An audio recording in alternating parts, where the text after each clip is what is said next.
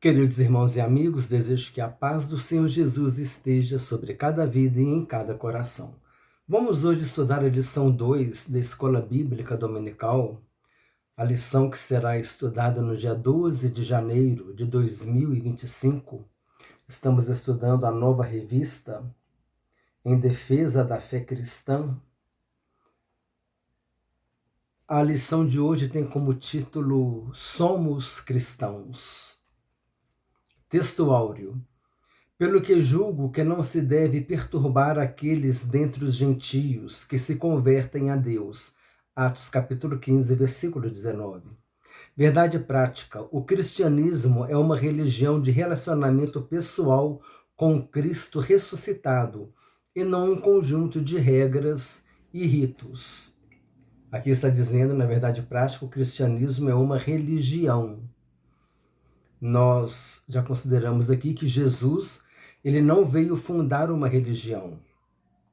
Em Atos capítulo 11, versículo 26, está escrito que em Antioquia da Síria, os discípulos foram chamados pela primeira vez de cristãos. Aí depois, com o passar do tempo, veio o termo cristianismo para se referir aos ensinamentos dos cristãos, as doutrinas que o cristão ele segue. Mas Jesus não veio fundar uma religião. Mas hoje nós temos esse entendimento de que o cristianismo é uma religião. E nós consideramos com os irmãos, temos considerado, porque a gente pode se deparar com uma pergunta que diz assim: só a sua religião que é a certa, se referindo ao cristianismo, né? A resposta que eu tenho é esta. Olha, a única religião que me apresenta um Deus que me enviou um Salvador, que perdoa os meus pecados e que me promete e garante a vida eterna é o cristianismo.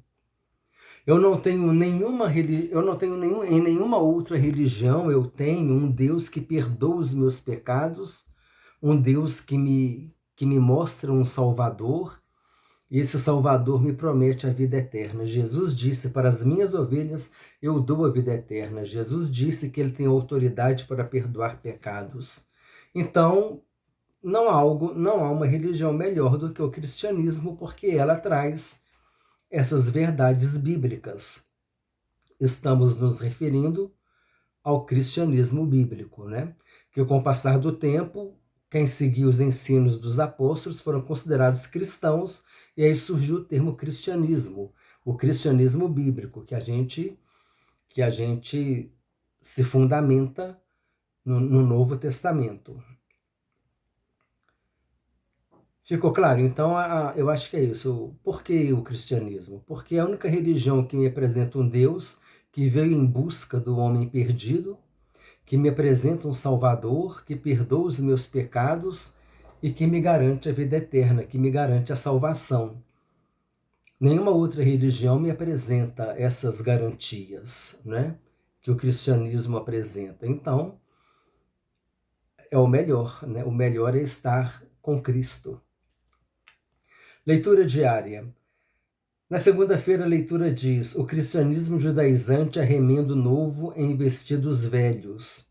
Na terça, ser cristão significa ser discípulo e seguidor de Cristo.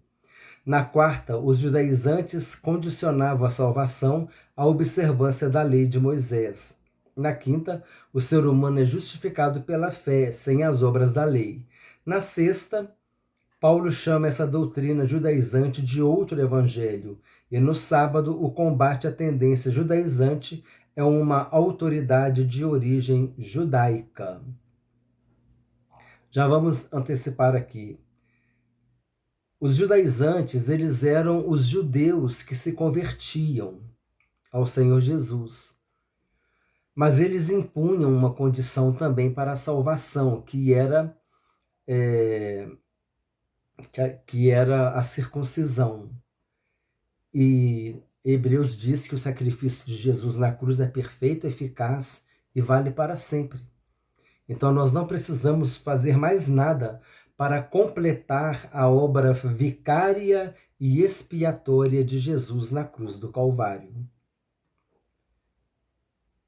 Mas vamos continuar a leitura. Leitura bíblica em classe, Gálatas capítulo 2, versículos 1 a 9 e depois o versículo 14. Como nós estamos na escola bíblica, irmãos, é importante a gente ler o texto, amém? Às vezes esses comentários, a leitura do texto bíblico, que é um texto longo, parece que é enfadonho, cansativo, mas nós estamos falando a respeito da palavra de Deus. Esse é o momento que nós estamos reservando para um estudo bíblico muito importante. Essa aula de hoje nós vamos trazer fundamentação bíblica muito importante que vai contribuir para o seu crescimento espiritual. Gálatas capítulo 2, versículos 1 a 9, depois versículo 14. O texto bíblico diz assim: Depois, passados 14 anos, subi outra vez a Jerusalém com Barnabé, levando também comigo Tito. E subi por uma revelação e lhes expus o evangelho que prego entre os gentios e particularmente aos que estavam em estima, para que de maneira alguma não corresse ou não tivesse corrido em vão. Mas nem ainda Tito, que estava comigo, sendo grego, foi constrangido a circuncidar-se. E isso por causa dos falsos irmãos que se tinham entremetido e secretamente entraram a espiar a nossa liberdade que temos em Cristo Jesus para nos porem em servidão, aos quais nem ainda por uma hora cedemos com sujeição, para que a verdade do Evangelho permanecesse entre vós. E quanto àqueles que pareciam ser alguma coisa, quais tenham sido no outro tempo, não se me dá. Deus não aceita a aparência do homem. Esses, digo, que pareciam ser alguma coisa, nada me comunicaram. Antes, pelo contrário, quando viram que o evangelho da incircuncisão me estava confiado, como a Pedro o evangelho da circuncisão, porque aquele que operou eficazmente em Pedro para o apostolado da circuncisão, porque Pedro estava falando para os judeus, esse operou também a mim com eficácia para com os gentios. E conhecendo Tiago, Cefas, que é Pedro, e conhecendo Tiago, Pedro e João, que eram considerados como as colunas, a graça que se me havia dado, deram-nos as destras em comunhão comigo e com Barnabé, para que nós fôssemos aos gentios e eles a circuncisão. Ou seja, eles iam para os judeus e Paulo e Barnabé iam para os gentios. Mas quando vi que não andavam bem e direitamente conforme a verdade do evangelho, disse a Pedro na presença de todos: Se tu, sendo judeu, vives como os gentios e não como judeu, por que obrigas os gentios a viverem como judeus? Aqui, Paulo está combatendo aquela situação aquela ideia de que os gentios convertidos deveriam circuncidar.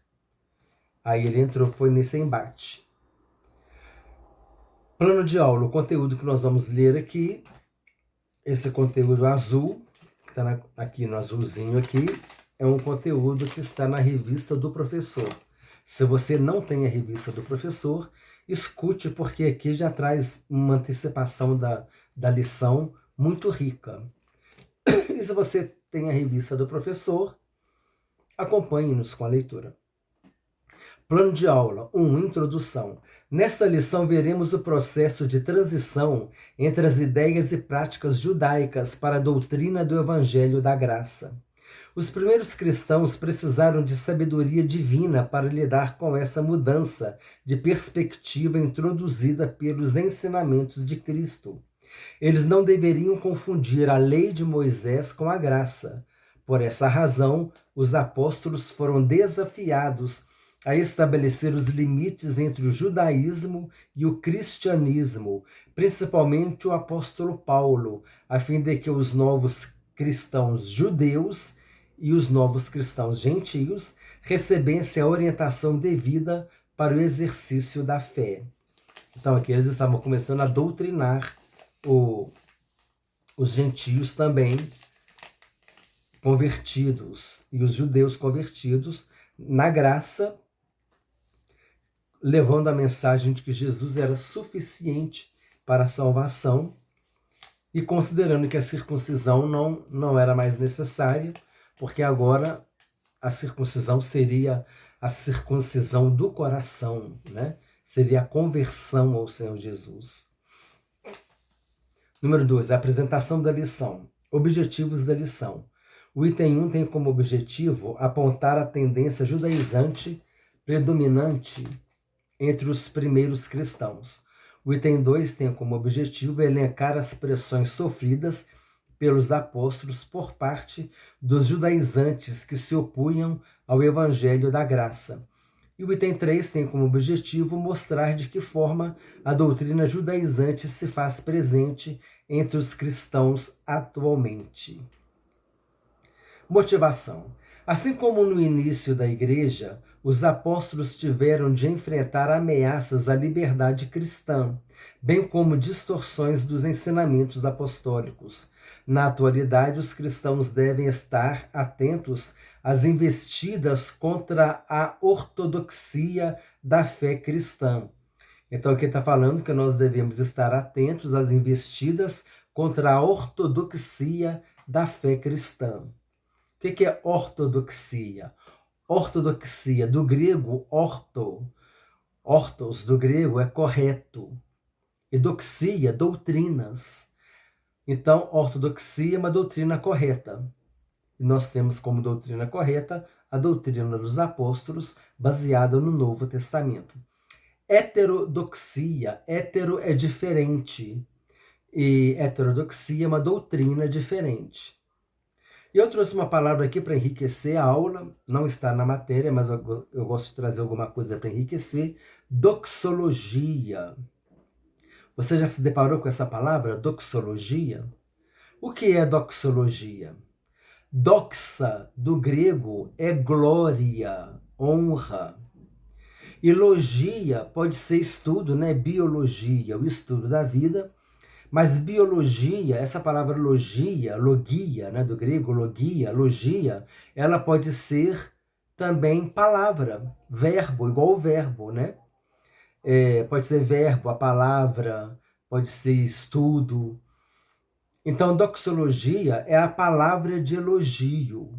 Doxa é elogia, doxologia é a palavra de elogio. Essa palavra de elogio que a gente dá, que a gente fala para Deus nas palavras de glória, louvores, bênçãos, cânticos de glorificação a Deus, tudo isso é doxologia, mas relacionado àquela parte da adoração, né? Que você, quando você está dando glória a Deus, louvores a Deus, naquele momento de adoração, isso é uma doxologia.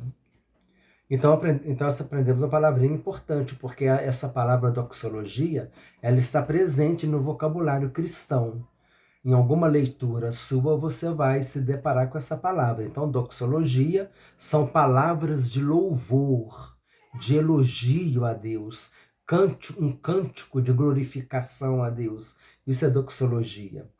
E ortodoxia, o orto é correto, né? Ortodoxia são as doutrinas corretas. E heterodoxia são as doutrinas diferentes, aquelas doutrinas diferentes da ortodoxia, que é a doutrina correta. Então, eu acho que é interessante a gente assimilar aí esses três termos: ortodoxia, heterodoxia e doxologia. Há a necessidade de se fazer uma profunda reflexão sobre a qualidade da pregação que predomina no meio evangélico em nossos dias e averiguar se, de fato, tais ensinamentos são fiéis à doutrina bíblica, ou se são tentativas de desviar a fé dos indoutos. Eu gosto de dizer que há dois tipos de pregação. Existe aquela pregação textual, que você pega a Bíblia e você se prende ao texto. Essa é uma pregação textual. Por exemplo, eu vou pregar Atos capítulo 2. Então eu fico preso no texto e vou naquele sermão expositivo, eu vou lendo aquele sermão textual, eu vou pregando dentro do texto, eu fico preso ao texto. Ainda que em algum momento eu possa dar uma escapadinha em outro versículo, de outro livro, mas eu fico preso a maioria do tempo naquele texto. Esse é o sermão textual, é um sermão expositivo. E tem o sermão temático. Por exemplo, se eu for falar a respeito do perdão dos pecados, aí eu posso falar lá no início, lá na época da lei mosaica, os sacrifícios dos animais, aí depois eu posso falar que o Jesus é o Cordeiro de Deus que tira o pecado do mundo, aí depois eu posso falar que já do sacrifício de Jesus na cruz para nos perdoar os pecados. Então eu vou discorrendo sobre o tema da salvação. Esse é o sermão temático. Eu posso falar sobre a fé de Abraão, aí eu vou discorrendo sobre a fé, falo sobre Tiago, a fé de Tiago, a fé de Paulo, que é a fé da salvação, aí eu vou lá em Hebreus capítulo 11, a galeria dos heróis da fé. Então eu posso discorrer sobre a fé. Esse é um sermão temático. Eu vou em vários livros da Bíblia e busco aquele assunto e monto uma mensagem ali. E como eu disse, eu tenho o sermão textual, que é aquele expositivo, mais expositivo. Você vai lendo dentro do texto e vai pregando. Porque às vezes, irmãos, a pessoa às vezes lê um versículo da Bíblia e começa a falar, nem volta na Bíblia mais, né? Tá certo, cada um tem o seu estilo de pregar, não vou aqui discutir isso, mas eu entendo que um sermão temático ou um sermão textual bem elaborado, um expositivo bem elaborado, eu acho que ele é muito mais interessante. E outra coisa, isso a gente aprende na homilética, né, que é a arte de pregar. Outra coisa, não existe um sermão totalmente expositivo. Ele é predominantemente expositivo. E também não existe um sermão totalmente temático. Ele é predominantemente temático. Porque quando você prega sobre um texto, se eu for em Atos dos Apóstolos falar sobre o Espírito Santo, ali é um tema. Mas predominantemente eu vou estar preso no texto, no sermão textual, no sermão expositivo. Agora, se eu falar do Espírito Santo em toda a Bíblia, desde Gênesis capítulo 2 até Apocalipse, acho que é capítulo 17, alguma coisa assim, quando ele diz, o Espírito e a noiva dizem, ora vem Senhor Jesus, aí eu já é um sermão temático. Mas mesmo assim, eu vou usar alguns textos, então ele vai ser textual também.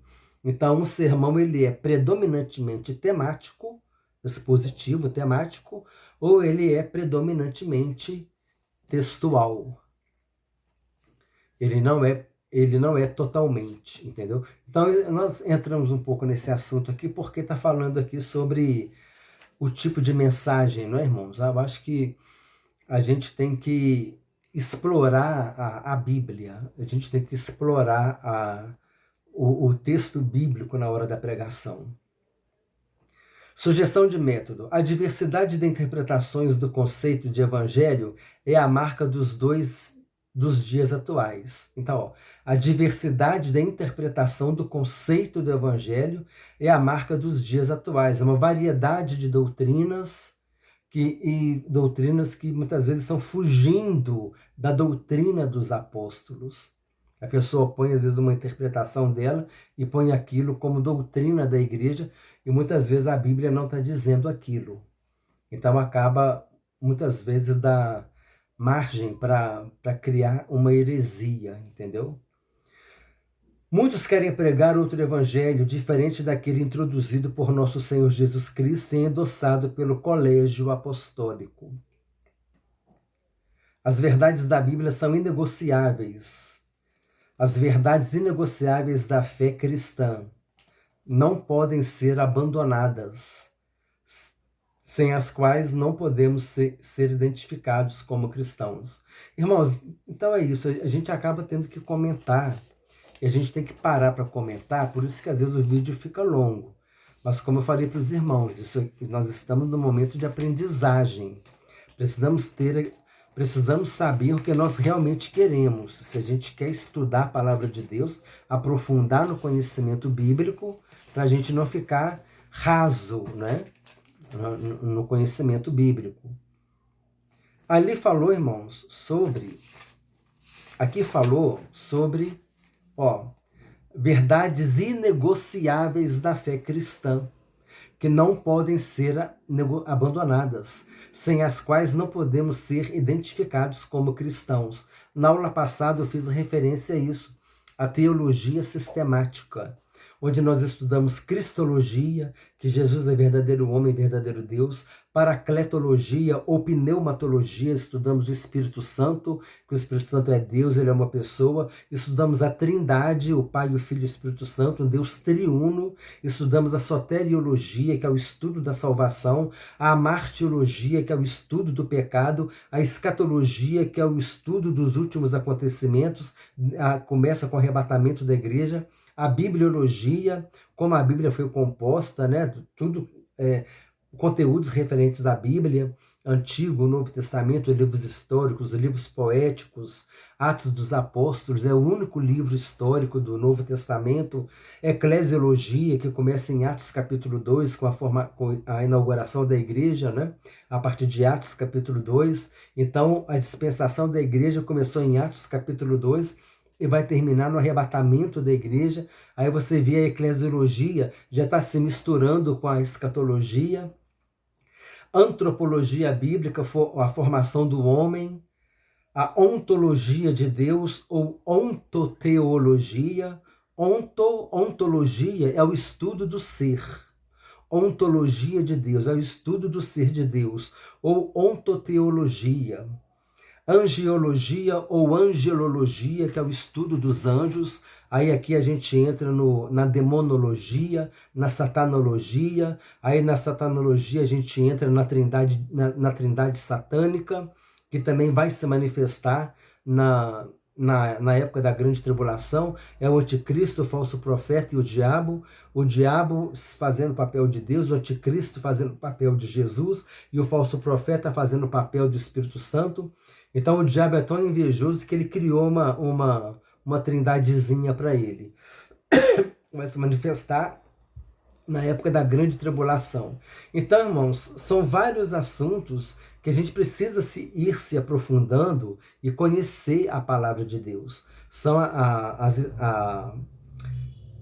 igual ele falou aqui, né? As verdades inegociáveis. Jesus é Deus, Jesus verdadeiro Deus, verdadeiro homem, morreu na cruz para nos salvar, o perdão dos pecados, não está aqui, mas a condenação eterna, né? Também é outra doutrina bíblica, que faz parte da escatologia, né? A condenação eterna. Mas a gente enfatiza a condenação eterna, porque muitas heresias negam a condenação eterna. Jesus morreu para a nossa salvação. Salvação de quê, se não tem condenação? Não é? Se não existe condenação, salvação de quê? Então, há incoerências aí. E aí, foi na última aula também, eu dei uma fugidinha lá na Reforma Protestante, né? Os 5 solas da Reforma Protestante: sola gratia, ou seja, somente a graça; sola Scriptura, somente a Escritura; soli Deo gloria, somente a Deus glória; sola fide, somente a fé; e solus Christus, somente Cristo. 5 solas da Reforma Protestante, os 5 fundamentos, alicerces da Reforma Protestante: somente a graça, somente a Escritura, somente a Deus glória, somente a fé e somente Cristo. Foi assim que Martinho Lutero deu início a esse evento, né, a esse fato histórico que é a Reforma Protestante, que não aconteceu da noite para o dia, irmãos. A Reforma Protestante ela aconteceu ao longo dos anos, ao longo das décadas. De acordo com a história, em 1517, quando o Martinho Lutero, lá na Catedral de Wittenberg, ele pregou as 92 teses, naquela época ali, João Calvino tinha 8 anos de idade. E lá para frente, João Calvino também foi um importante reformador. Então a gente vê que a reforma protestante ela aconteceu ao longo das décadas, não foi da noite para o dia. Ah, aconteceu a reforma protestante, ponto, acabou. Não, foi um processo que foi acontecendo ao longo do tempo. Aí depois a Bíblia começou a ser traduzida em outros idiomas, o que também não foi da noite para o dia, principalmente naquela época que depois, né, que João Gutenberg inventou a imprensa, eu acho que em 1543, aí a primeira Bíblia que ele imprimiu foi a Vulgata, né, a Vulgata Latina, foi a Vulgata, e depois começou a tradução da Bíblia em outros idiomas. Então, aí a Europa começou a receber a Bíblia em vários idiomas, os alemães no seu idioma, a Inglaterra no seu idioma, o francês no seu idioma. Então aí a Bíblia, a palavra de Deus, começou a ser disseminada pelo continente europeu.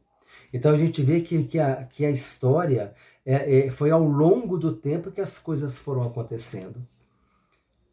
Eu falei aqui eu falei aqui da reforma porque também são as verdades inegociáveis, né, irmãos?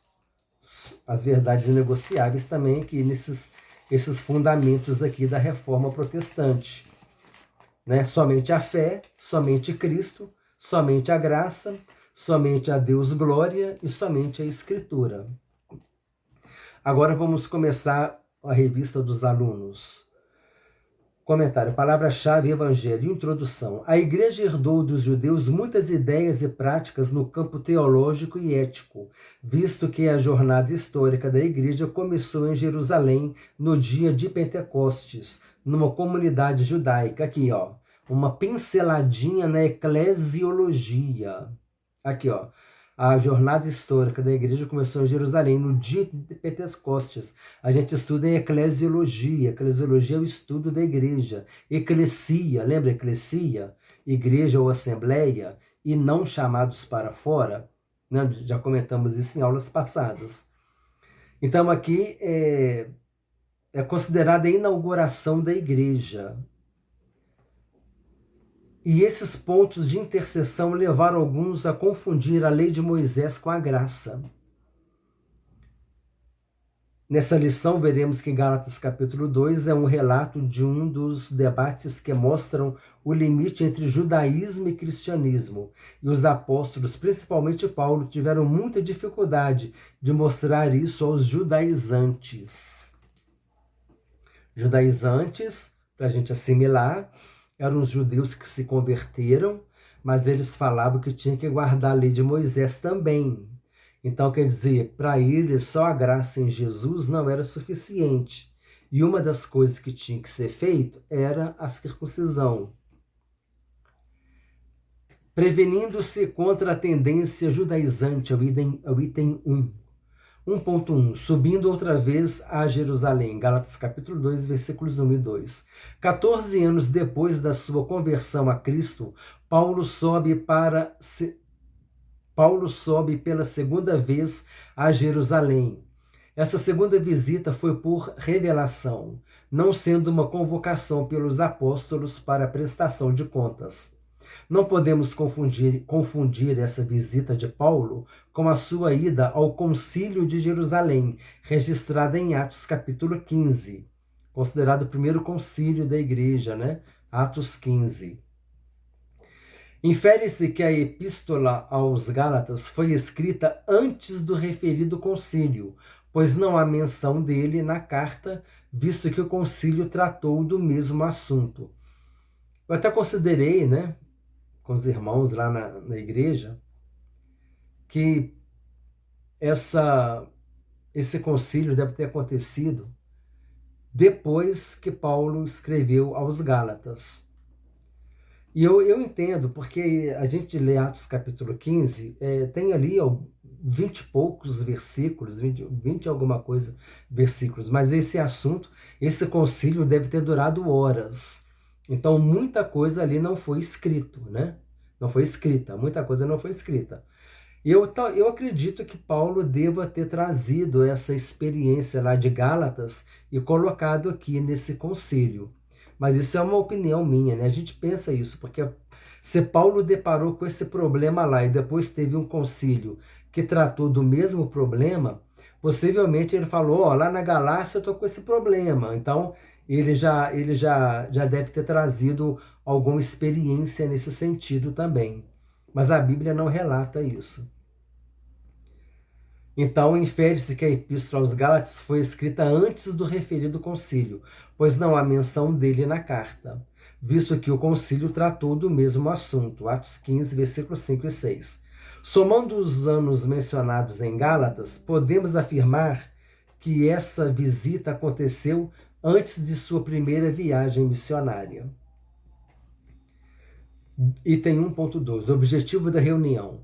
É bom lembrar que essa reunião não foi um concílio nem um sínodo. É possível que essa segunda visita, por meio da revelação, tenha ligação com Ágabo, pois a missão de Paulo, pelo que parece, foi levar donativos para os irmãos pobres da Judéia. Foi Ágabo, né, que previu, profetizou que ia acontecer grande fome, né, que ia ter esse problema de fome, de carência, né? E aí Paulo estava levando donativos para os irmãos pobres da Judéia. Aproveitando a ocasião, o apóstolo expôs o evangelho que vinha pregando aos gentios há 14 anos. Ele tinha convicção de que recebeu esse evangelho de Deus e estava consciente de que sua subida a Jerusalém era em obediência a uma ordem divina. 1.3. Tito e a circuncisão. Barnabé era judeu, e seu nome aparece 3 vezes nesse capítulo. Sua presença na reunião em Jerusalém não seria um problema. Tito, no entanto, era grego, era gentio. Foi um risco que Paulo correu, mas não foi uma provocação introduzir um incircunciso no seio dos judeus. Ele era incircunciso, Tito, né? Ele era grego, ele não era judeu, não era circuncidado. Os judaizantes queriam que Tito fosse circuncidado. Encontramos no Novo Testamento a compreensão e a tolerância de Paulo com os fracos na fé, a ponto de circuncidar Timóteo. Mas ele era judeu, pois a sua mãe era judia. Então a nacionalidade do judeu era segundo a nacionalidade da mãe. O pai poderia ser um gentio, mas se a mãe fosse judia, a criança seria judia. Está em Atos capítulo 16, 3. No entanto, nessa reunião em Jerusalém, onde expôs o evangelho que pregava aos gentios, ele não cedeu nem um pouco, nem por uma hora. Isso por 2 razões. Tito era grego e porque estava em jogo a verdade do evangelho e o futuro do próprio cristianismo. Se Paulo cedesse e circuncidasse Tito, ele colocaria tudo a perder, né? Ampliando o conhecimento, a defesa de Paulo.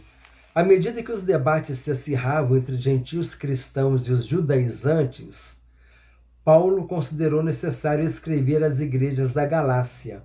Os judaizantes tentavam enfraquecer a autoridade de Paulo e ensinavam um falso evangelho. Em resposta, Paulo defendeu sua autoridade como apóstolo e a verdade de sua mensagem. Sinopse 1, sinopse é um breve resumo. A tendência judaizante era uma ameaça à verdade do evangelho e ao futuro do próprio cristianismo.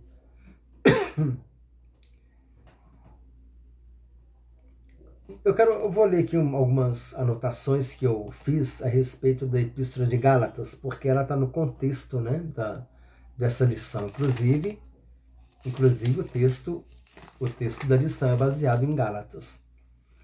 Gálatas tem como tema central, tem 2 temas centrais: a justificação pela fé e a liberdade em Cristo.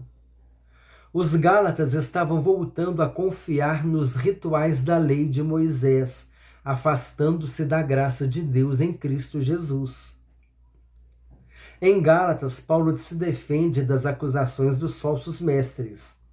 Ele diz que cristãos e judeus são salvos pela expiação de Cristo, não pelas obras da lei de Moisés. Aqui está na Bíblia. Gálatas capítulo 1, versículo 6, Paulo diz assim: Admira-me que estejais passando tão depressa daquele que vos chamou na graça de Cristo para outro evangelho, o qual não é outro, senão que há alguns que vos perturbam e querem perverter o evangelho de Cristo. Mas ainda que nós, ou mesmo um anjo vindo do céu, vos pregue evangelho que vá além do que vos tenho pregado, seja anátema. Anátema é amaldiçoado. Agora, com esse versículo, encaixou direitinho na nossa leitura aqui do auxílio bibliológico, outro evangelho. Em grego, alos, né? Alos significa outro do mesmo tipo. E héteros significa outro de um tipo diferente. Héteros é um tipo diferente. É outro diferente. Um lápis e uma caneta é hétero. Agora, 2 lápis é halos. Por quê? Porque tem a mesma natureza. Entendeu? Então, em grego, halos significa outro do mesmo tipo. Hétero significa outro de tipo diferente. Quando Jesus disse, eu vos enviarei outro Consolador para que fique para sempre convosco, esse outro, a palavra é halos. E esse halos é do mesmo tipo, da mesma natureza, mostrando que o Espírito Santo tem a mesma natureza divina de Jesus. Jesus enviou o Espírito Santo, o halos, do mesmo tipo, da mesma natureza, a mesma natureza que tem o Pai, tem o Filho e tem o Espírito Santo. Agora vamos seguir direto aqui a leitura. Em grego, halos significa outro do mesmo tipo. Héteros ou héteros, né, em grego, significa outro do tipo diferente. O evangelho que estes judaizantes tinham apresentado aos Gálatas era um evangelho héteros, diferente. Um evangelho essencialmente diferente do evangelho de Deus. Paulo disse que esse evangelho não há outro. Por quê? Porque o evangelho é boa nova. Qualquer mensagem que nos diga se esforce mais, mesmo se recebemos um livro de regras, não é absolutamente uma boa nova. Não importa o quanto você e eu possamos tentar, jamais seremos bons o bastante para escaparmos das cadeias do presente século mau. Somente a graça de Deus, entrando na história, na pessoa de Jesus Cristo e fazendo por nós o que jamais poderíamos fazer sozinhos, é verdadeiramente o Evangelho Boas Novas. Então, é aquele Evangelho que a gente não acrescenta mais nada. Jesus é suficiente para nos salvar e é pela graça, somente pela graça. Nada que nós possamos fazer vai nos salvar. A graça e a misericórdia de Deus, não é? Número 2, a tendência judaizante no início da igreja. 2.1, o espanto do apóstolo. Tão logo Paulo retornou de sua viagem, ficou sabendo que os irmãos da Galácia estavam vivendo outro evangelho, e isso deixou o apóstolo estarrecido, quer dizer, ele ficou surpreso, ele levou um choque. Deixou o apóstolo estarrecido e atônito pela rapidez do desvio deles. Nós lemos aqui, né? 1,6. Admira-me que estejais passando tão depressa daquele que vos chamou da graça de Cristo para outro evangelho. Então eles estavam indo para outro evangelho. E Paulo estava atônito por causa disso. O verbo grego metatiteste, deixar, abandonar, desertar, mudar de pensamento, virar a casaca, que o apóstolo emprega nessa passagem, era usado na antiguidade quando alguém desertava do exército ou se rebelava contra ele. Isso significa também mudança de partido político, filosofia e religião. Em outras palavras, aqueles irmãos gálatas estavam abandonando a fé, influenciado por heresias, né, por ensinos falsos, que estavam brotando de dentro da igreja. Então era uma heresia interna, exigia uma apologética interna. A heresia externa é quando vem de fora. Então exige uma apologética externa, uma defesa da fé cristã externa. Você vai rebater aquela heresia que vem de fora. E tem heresia interna, aquela que brota dentro da igreja. Doutrinas que não têm nada a ver com a palavra de Deus e que são colocadas como doutrinas que, se você não fizer, você nem salvo é, né? Então, precisamos estar alicerçados nas verdades que nos foram ensinadas, como diz Paulo, perseverando na doutrina dos apóstolos. Quem eram os judaizantes? O termo judaizante vem do verbo grego judaizo, viver como judeu, adotar costumes e ritos judaicos. E aparece uma única vez no Novo Testamento, em Gálatas 2,14. Eles eram os opositores de Paulo, identificados também como falsos irmãos. São reconhecidos no capítulo anterior como os que se apresentavam como enviados por Jerusalém, a igreja-mãe. Na verdade, esses homens saíram de Jerusalém por sua própria conta. Tiago negou formalmente as declarações deles, dizendo que não os havia enviado. Eles eram legalistas dentre os judeus e por isso chamados de judaizantes. Legalistas é porque estavam vivendo de acordo com a lei de Moisés. Estavam querendo implantar a lei de Moisés. Então, eles eram legalistas. Esses judeus convertidos ao Senhor Jesus, eles eram convertidos ao Senhor Jesus.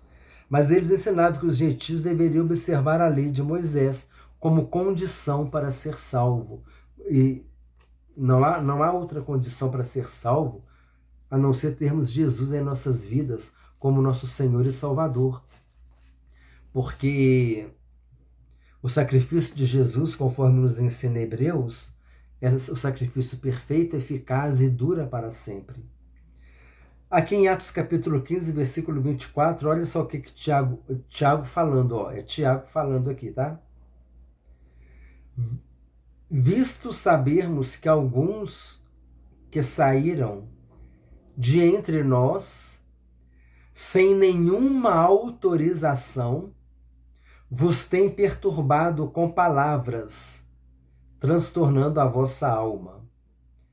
O versículo 23 diz assim: escrevendo por mão deles, os irmãos, tanto os apóstolos como os presbíteros, aos irmãos entre os gentios de Antioquia, Síria, Sicília, saudações. Então, quer dizer, eles estavam escrevendo para os cristãos o que eles haviam determinado que os cristãos precisavam obedecer. Igual está aqui. Mas escrever-lhes, né? Aí eles estavam redigindo a carta aqui embaixo, no versículo 23. Mas no versículo 20 diz assim: mas escrever-lhes que se abstenham das contaminações dos ídolos, bem como das relações sexuais ilícitas, da carne de animais sufocados e do sangue. E aqui eles estavam assim, como que liberando os gentios da circuncisão, dizendo que a circuncisão não seria obrigatória. Ainda mais no contexto que era colocado, né, irmãos? Porque estava colocando a circuncisão como mais uma condição, acrescentando, além de Jesus, você tem que circuncidar também. Não, Jesus é suficiente para nos salvar, amém?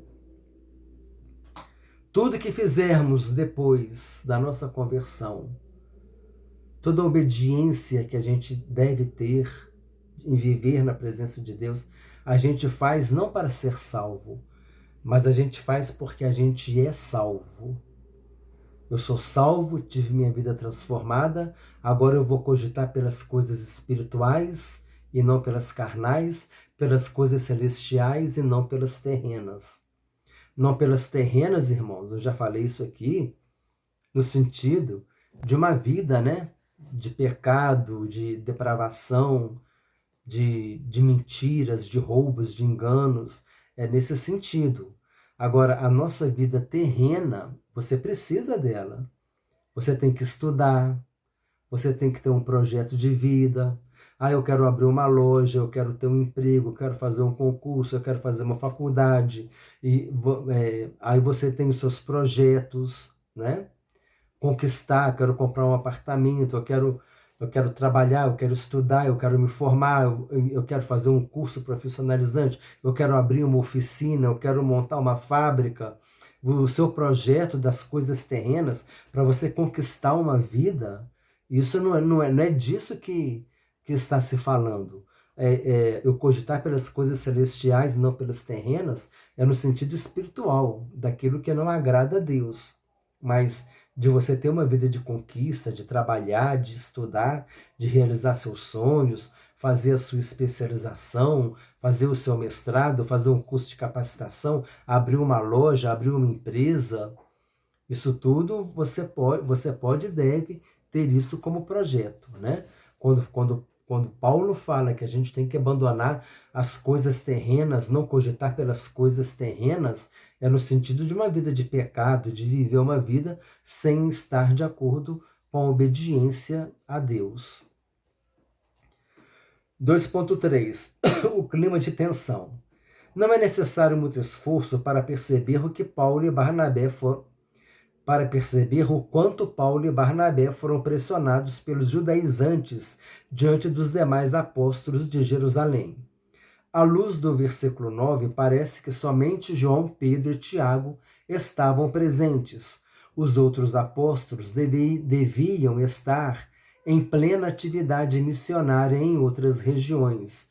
Os judaizantes, chamados de falsos irmãos, conseguiram furar o bloqueio e entraram sem serem convidados à reunião.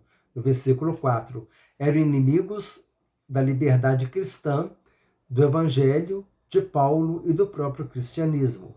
O pior de tudo é que essas pessoas estavam infiltradas na igreja e conseguiam até entrar em reuniões apostólicas. Sinopse 2. Os judaizantes eram inimigos da liberdade cristã, do evangelho de Paulo e do próprio cristianismo. O versículo 4 aqui diz: tendo eles chegado a Jerusalém, foram bem recebidos pela igreja, pelos apóstolos e pelos presbíteros, e relataram tudo que Deus fizera com eles. E aqui no versículo... Não, vou ficar só aqui nesse aqui para não prolongar muito. Mas aqui está falando, né? Falou sobre só Tiago, João e Pedro estarem nessa reunião. Não vamos prolongar aqui, não, irmãos, porque senão o vídeo vai ficar longo. Auxílio bibliológico. Seja anátema. A palavra anátema, do grego, né, significa que a pessoa caiu sob a maldição de Deus, está condenada à destruição e receberá o juízo de Deus, a punição eterna e a separação permanente de Deus. Paulo expressa a atitude inspirada pelo Espírito Santo de ira justificada e juízo para aqueles que tentam distorcer o evangelho original de Cristo e modificam a verdade revelada na palavra de Deus. Essa mesma atitude estava evidente em Jesus Cristo, Pedro, João e Judas, e será encontrada no coração de cada seguidor de Cristo que ama e defende a verdade de Cristo revelada na palavra de Deus.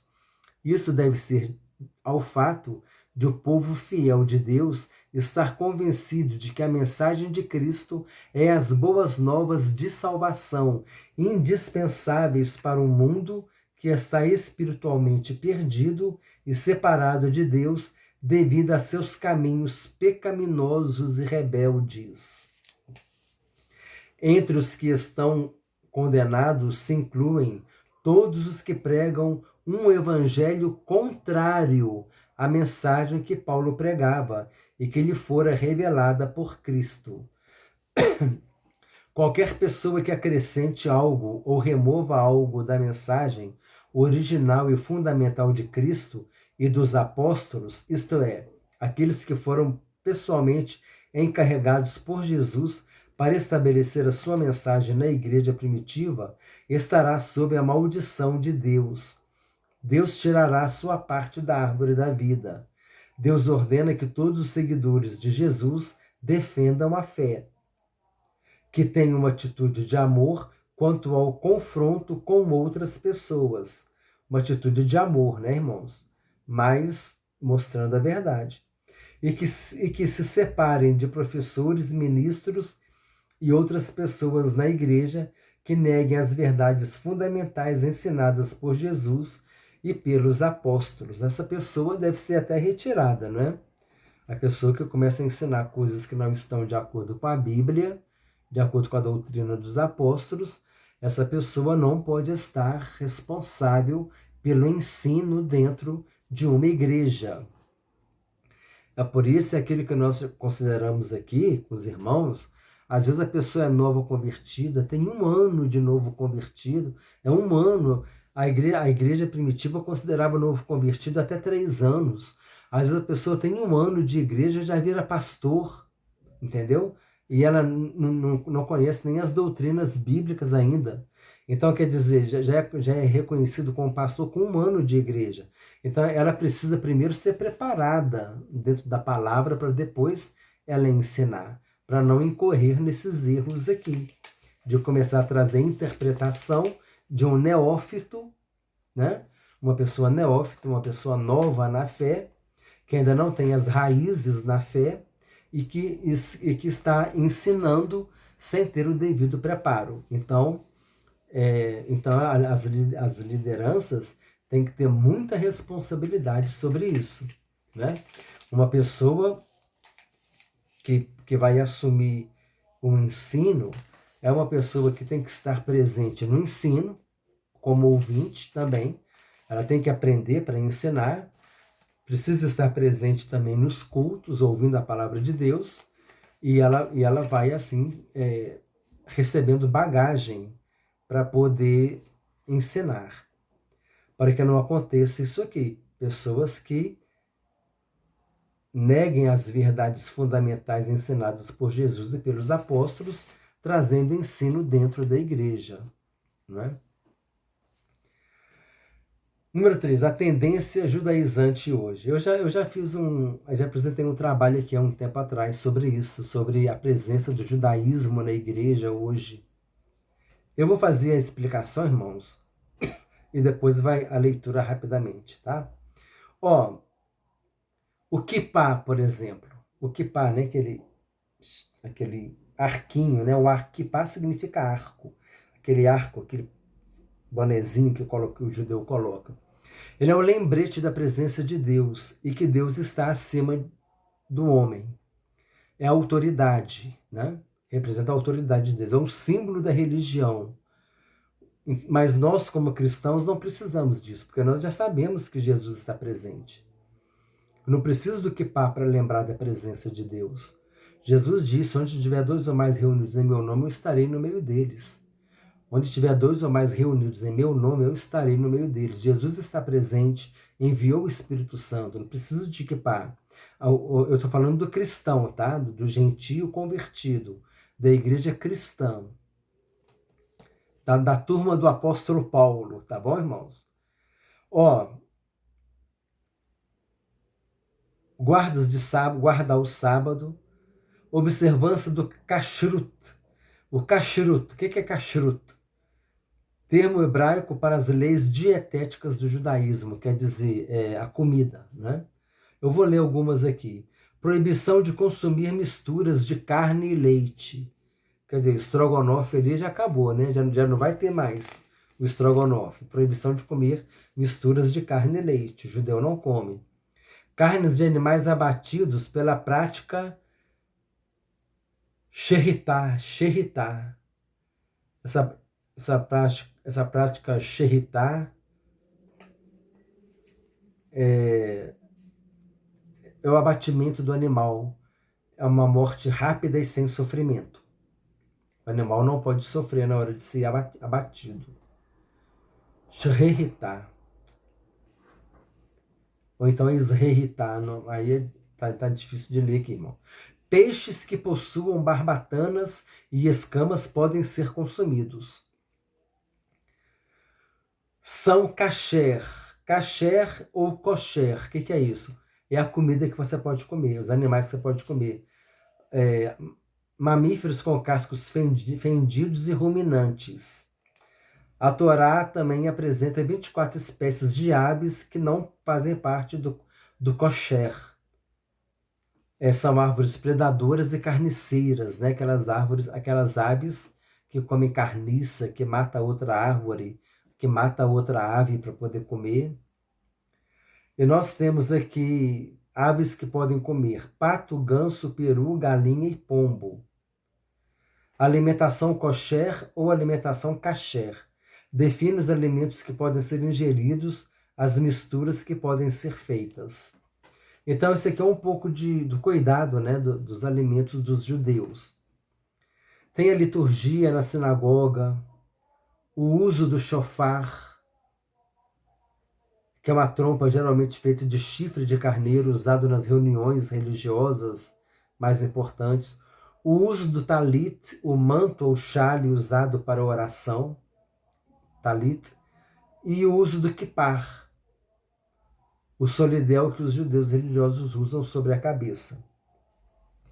Então, aonde que eu quero chegar aqui, irmãos? Em qual consideração que eu quero chegar? Que isso tudo faz parte da cultura judaica. Eu vou falar aqui, o kippah, essa questão da alimentação, o uso do shofar,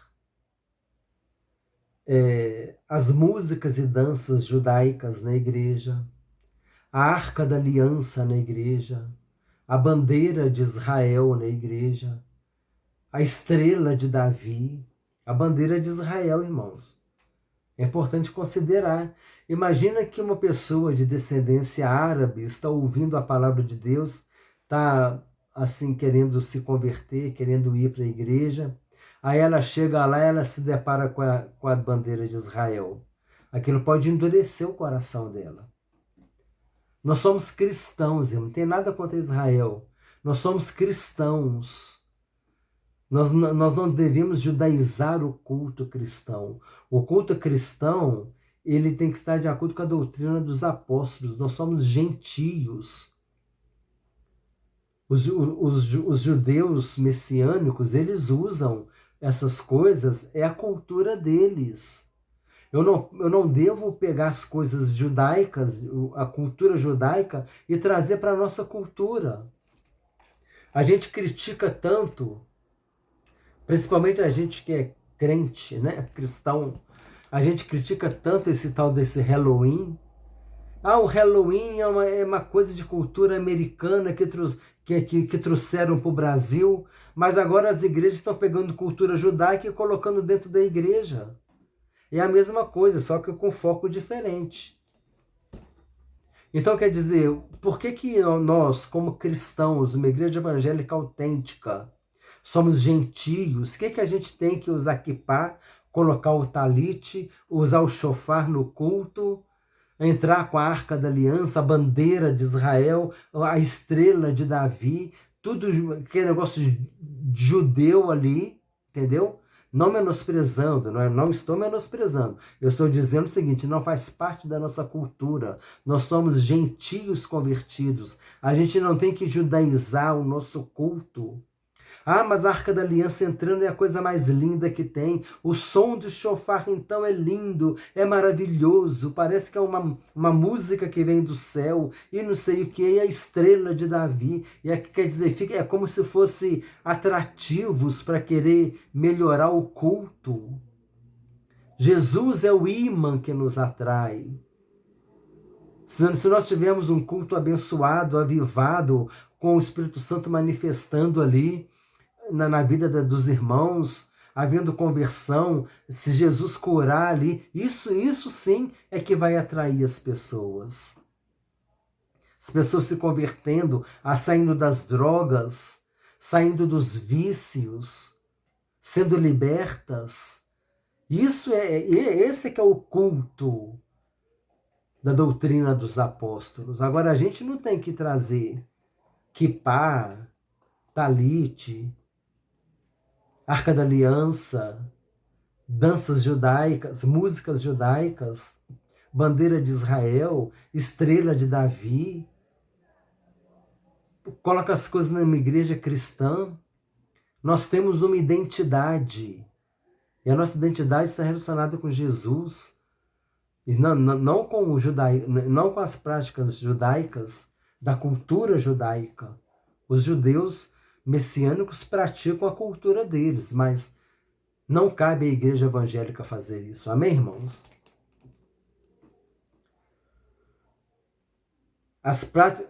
Item 3.3, as práticas judaizantes atuais. O que eu queria considerar, eu já considerei. Agora eu já vou discorrer a leitura direto, tá bom?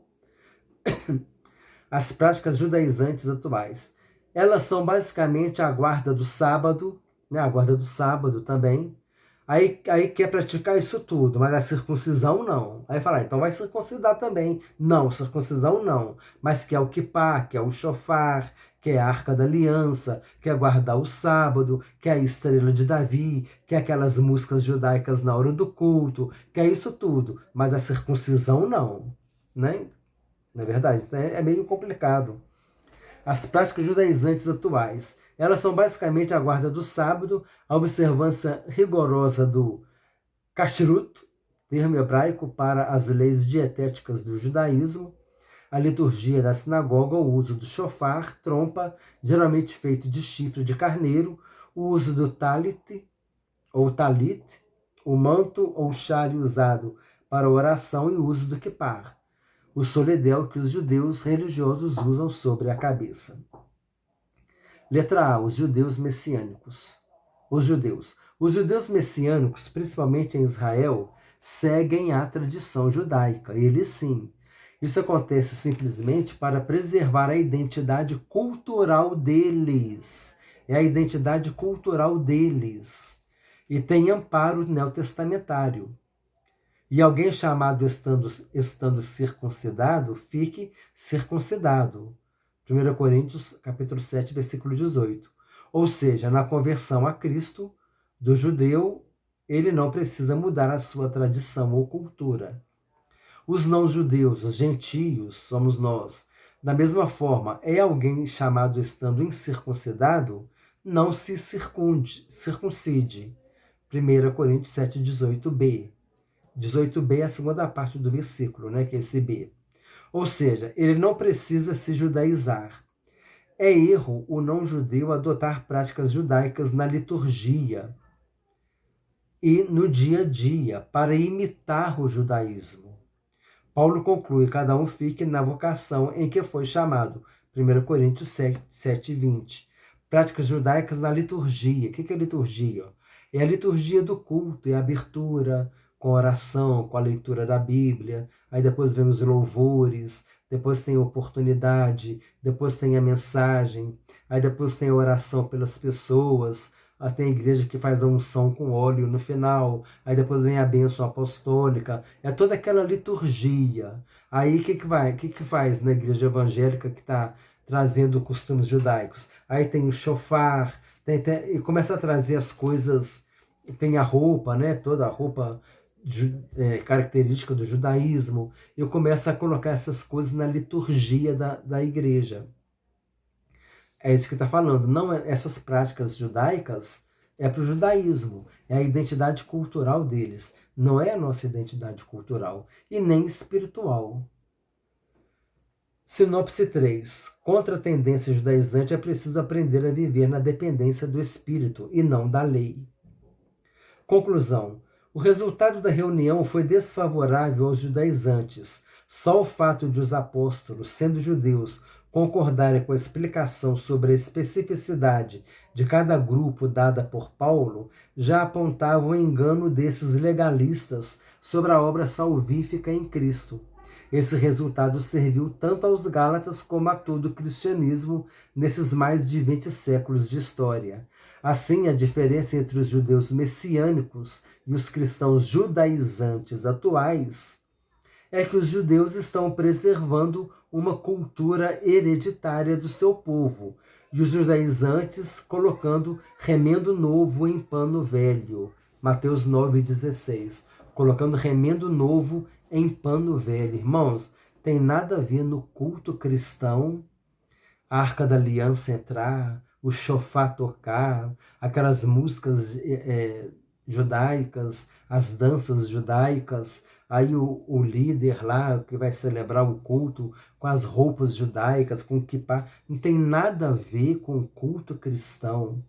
É remendo novo em pano velho, tá fazendo coisa feia, não tem nada a ver. Ah, mas fica mais bonito, isso atrai o povo. Um culto na presença do Espírito Santo atrai. Quem atrai é o Espírito Santo, é ele quem leva as pessoas à igreja. A gente não pode ficar fazendo recursos, showzinho na igreja, recursos para poder atrair as pessoas, para poder atrair o jovem. Vamos pregar o evangelho no poder de Deus e deixa que cabe a Deus atrair essas pessoas e levar essas pessoas à igreja. Amém? E nós também evangelizando e convidando, né? O Espírito Santo vai trabalhando em cada vida e em cada coração. Revisando o conteúdo. Primeira pergunta. De acordo com a lição, o que se infere da Epístola aos Gálatas? Infere-se que a Epístola aos Gálatas foi escrita antes do referido concílio, pois não há menção dele na carta, visto que o concílio tratou do mesmo assunto. Atos 15, capítulo 15, versículos 5 e 6. Número 2. Por que Paulo não cedeu nem um pouco na circuncisão de Tito? Por duas razões. Tito era grego e porque estava em jogo a verdade do evangelho e o futuro do próprio cristianismo. Paulo não podia permitir a circuncisão de Tito, senão tudo cairia por terra que ele estava defendendo. O que significa judaizante? O termo judaizante vem do verbo grego iudaizo, viver como judeu, adotar costumes e ritos judaicos, e aparece uma única vez no Novo Testamento, Gálatas capítulo 2, versículo 14. Número 4. Quem eram os judaizantes e o que eles queriam dos gentios? Eram legalistas dentre os judeus e, por isso, chamados de judaizantes. Esses judeus convertidos ao Senhor Jesus ensinavam que os gentios deveriam observar a lei de Moisés como condição para a salvação. Atos 15, 1. Qual a diferença hoje entre os judeus messiânicos e cristãos judaizantes?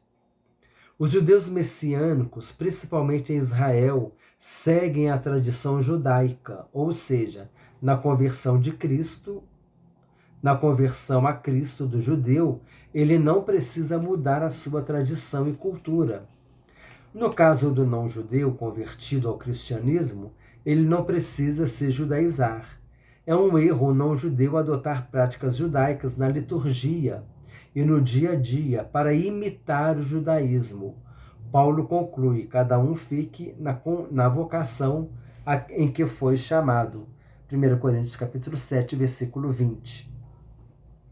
Vocabulário: interseção, o encontro de dois planos, duas linhas de ideias, um cruzamento. Não vão confundir, irmãos, essa interseção aqui com a intercessão na hora que eu estou orando. Na hora que eu estou orando, eu estou fazendo intercessão por uma pessoa. Agora, essa intercessão aqui é com C cedilha. Então, é um encontro entre dois planos, né? É um encontro entre dois planos. A gente estuda isso, né, na geometria, né, na matemática. É um encontro entre dois planos, duas linhas de ideias, cruzamento. Aqui no caso está falando de linhas de ideias, né? Mas a interseção é o encontro. Concílio, reunião de dignatários eclesiásticos para debater sobre questões de fé, costumes, doutrina ou disciplina eclesiástica. Sínodo, assembleia regular de párocos convocada pelo bispo. Solidel, pequeno barrete usado pelos judeus em certas ocasiões, como na sinagoga. Solidel, né? É o kippar. É o arquinho. O arquinho, kippar, é o solidel. Irmãos, 1h10 quase de aula. Assim como a primeira lição ficou longa também, mais de 1 hora. Mas é o que eu tenho considerado com os irmãos. Eu espero que os irmãos fiquem até o final assistindo, porque Isso aqui, irmãos, isso aqui é uma aula de seminário. Isso aqui é uma aula de seminário. O que os irmãos estão tendo com essa revista aqui é uma aula de seminário, meus irmãos. Às vezes é 1 hora e 10 minutos, mas vale a pena assistir para você aprender as coisas e se aprofundar no conhecimento da palavra de Deus. Amém? Para você poder estar mais bem capacitado para servir a Deus. E todo aquele nosso conhecimento que a gente adquire, é o que eu já considerei com os irmãos. Inteligência Deus deu para todo mundo. Todo mundo tem capacidade de aprender, então é inteligente. O conhecimento a gente adquire, é o nosso esforço, é o nosso empenho. E a sabedoria Deus dá para a gente usar bem o nosso conhecimento.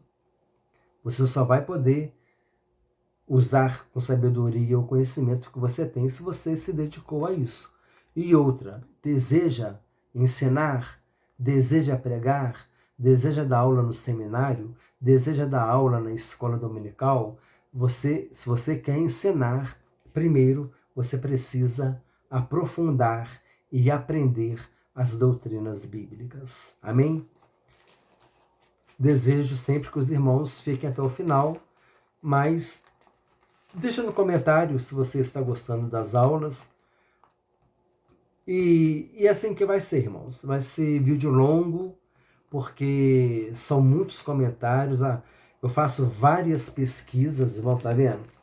Eu fico pesquisando para poder trazer tudo que é anotação de pesquisa. Então, eu não vou deixar de trazer uma aula enriquecida, preocupado se os irmãos vão assistir por completo ou não. Aí, a gente está fazendo a nossa parte e que Deus se levante um povo, né, que deseje se preparar para a obra de Deus e que seja assim uma bênção esse trabalho, que Deus glorifique o nome dele, e nós estamos aqui, irmãos, com muito amor à obra de Deus, amém? E amor aos irmãos também, trazendo aos irmãos aquilo que o Senhor tem nos dado. Desejo que Deus abençoe a todos ricamente em nome do Senhor Jesus Cristo.